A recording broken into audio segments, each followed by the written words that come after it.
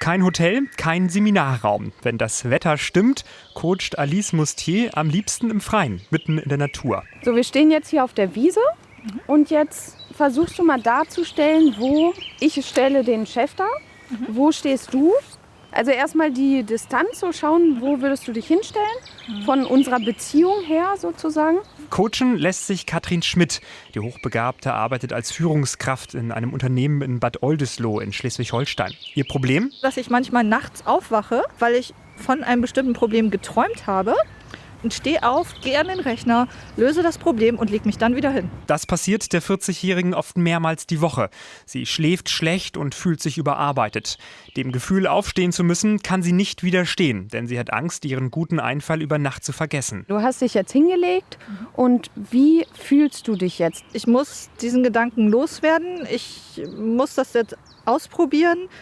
Kann das gar nicht so sagen, wie ich mich fühle. Es fühlt sich furchtbar an, aber ich habe da keine Worte für. Also es sind auch sehr starke Gefühle. Ich möchte das jetzt am liebsten sofort ausprobieren. Sich von Gedanken nicht lösen zu können, Wichtiges von Unwichtigem zu trennen, Probleme, die viele Hochbegabte haben, erzählt die Trainerin. Deswegen biete ich ja auch eben Burnout-Prävention mit dieser Zielgruppe an, weil die eben dann häufig in den Gedanken drin gefesselt bleiben und sie wollen ja eine Lösung finden. Und da muss man auch einfach mal loslassen können und das fällt vielen schwer. Das führt dann schnell eben auch dazu, dass man nachts nicht mehr einschlafen kann. Manchen Menschen mit sehr hohem IQ fällt es nicht nur bei sich selbst schwer, ein gesundes Maß zu finden.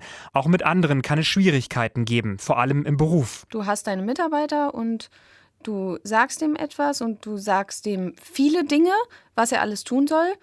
Du merkst aber nicht, dass ihn das gerade überfordert und dass er sich das überhaupt nicht merken kann, weil für dich ist es normal, du kannst dir das locker merken und du machst das sofort innerhalb von ein paar Minuten.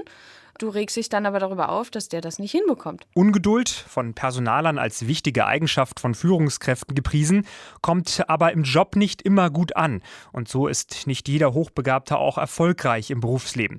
Sebastian Herrung aus Hamburg ist seit Jahren arbeitslos. Bei Bewerbungsgesprächen scheitert es spätestens da. Ich bewerbe mich, werde eingeladen. Alles ist gut, aber spätestens nach dem Gespräch kriege ich eine Absage. Nicht nur seine Schnelligkeit oder Ungeduld sind der Grund. Der 31-Jährige präsentiert sich einfach schlecht. Seine Stimme ist in den Gesprächen zittrig und leise.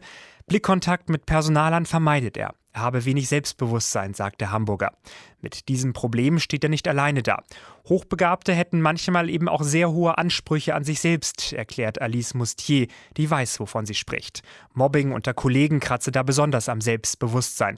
Und gemobbt werden intellektuelle Überflieger häufiger als andere. Weil sie zum Beispiel arrogant wirken, manche auch kalt, weil sie über Gefühle dann nicht unbedingt so reden. Und auch dieses logische Denken ist für manche Kollegen, haben dann das Gefühl, dieser Kollege hat überhaupt gar keine Empathie. Der ist immer nur in seiner Logik drin. Einen außergewöhnlich hohen IQ zu haben, ist nicht in allen Bereichen von Vorteil.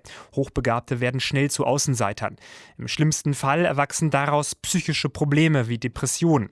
Hilfreich sei ein Coaching von Betroffenen und Arbeitskollegen, meint Alice Mustier. Dass die Hochbegabten von sich selber verstehen, warum sie anecken, dass das Team drumherum dann aber auch lernt, sich nicht mehr auf die Krawatte getreten zu fühlen, sondern den Hochbegabten diese etwas unhöflich, arrogante Art nicht mehr übel nehmen, sondern damit auch besser umgehen können. Denn das intellektuelle Potenzial der IQ-Cracks kann das Team ordentlich voranbringen.